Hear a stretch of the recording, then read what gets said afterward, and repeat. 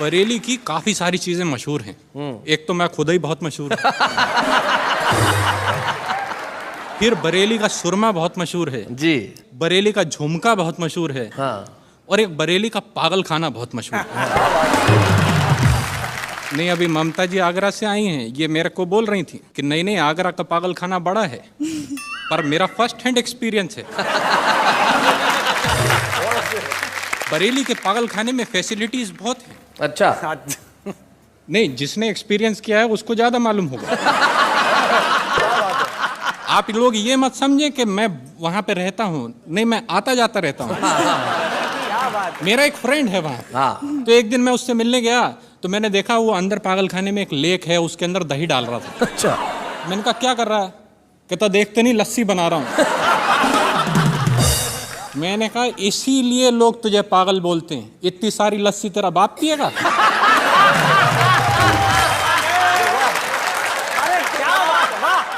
दिवाली का अवसर है, इसलिए आपको सबसे पहले मैं भड़ाम रस में एक कविता सुनाता हूं। अच्छा, भड़ाम रस। रॉकेट से बोला ये बम, आग लगाते ही हो जाते हो सरगम। एक बार ट्राई करो, लीक से हटो। हाँ। कभी तो मर्दों की चौराट जोर से फटो। हाँ। रॉकेट बोला ये तेरे पिछले कर्मों की सजा है। अच्छा। कि भाड़ से फट जाता है। भैया फटने से कहीं ज्यादा मजा उड़ने में आता है।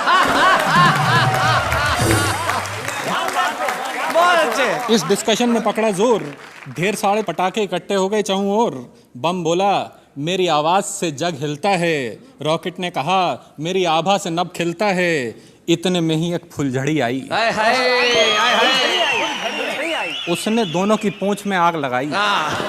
2 पल में सारा डिस्कशन सिमट गया। एक बेचारा हवा में उड़ गया, दूसरा वहीं पड़ा फट गया। क्या बात है। और इस कांड का सार क्या है? फुलझड़ियों से बच के रहना। फुलझड़ियों से बच के रहना, ये ऐन वक्त पे दगा देती हैं। कभी तो बम में लगा देती हैं आग, कभी रॉकेट से हवा में उड़ा देती। क्या बात है, वाह वाह वाह वाह वाह, बहुत अच्छे। ये कविता फुलझड़ियों से बच के रहना आपने इन्हें तो समर्पित नहीं की?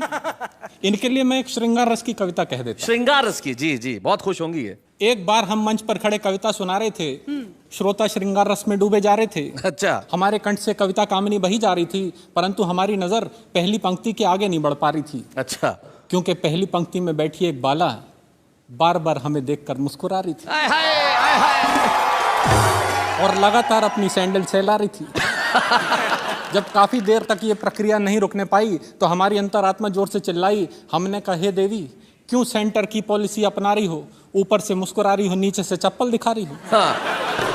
अरे अगर खुंदक आ रही है तो खुंदक उतारो, चप्पल उतारो और दे मारो। वो बोली कविवर आप व्यर्थ ही घबरा रहे हैं, शायद मेरा व्यवहार समझ नहीं पा रहे हैं। आपके श्रृंगार रस में गोते लगा रही हूँ, इसलिए बार बार मुस्कुरा रही हूँ। और मेरे पति कहीं गोते ना लगाने लगे, इसलिए ये सैंडल सहला रही हूँ। बहुत अच्छे। पसंद आई आपको? हाँ, बहुत अच्छी है। दूसरी वाली आपको नहीं समर्पित करूंगा। नहीं कीजिए, नहीं, बड़े मैंने स्पोर्टिंग। आप पहले सुन लीजिए, उसके बाद कहिएगा आपको चाहिए समर्पण कि नहीं चाहिए। एक बार हास्य कवि सम्मेलन में जब हमने श्रृंगार की कविता सुनाई तो एक कवित्री हमारे पास आई, बोली जब कविता लिखनी नहीं आती है तो क्यों कविता पे जुल्म ढाते हो? हाँ। मेरी चोटी को भैंस की पूंछ बताते हो। और ये कविता तुमने किस मुहूर्त में रची है? मेरी उपमा देने को भैंसी बची है। मैंने कहा देवी जी, मुझे अभी अभी आपके दिमाग में बसी गलतफहमी दिखी है। मैडम ये कविता मैंने आप पे नहीं भैंस पे लिखी है।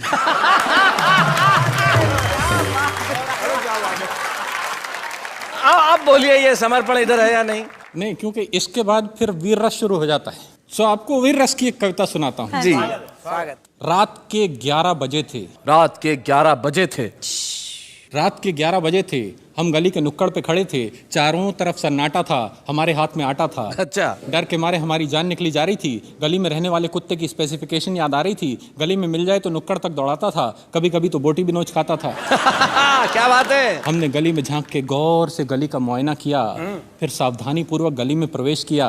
आधे रास्ते पहुंच के हमें वो महाकाल नजर आया। हमें देखते ही जोर से गुर्राया। हम जहाँ खड़े थे वहीं थम गए। हमारे पांचों तंत्र एक साथ जम गए। हमारी हालत देख के वो हौले से मुस्कुराया। फिर हमारे पास तक आया, बोला अबे यार क्या करता है, आदमी होकर कुत्ते से डरता है, जा निकल जा। अच्छा, नहीं काटूंगा, सच्ची बोलता हूँ, पैर भी नहीं चाटूंगा।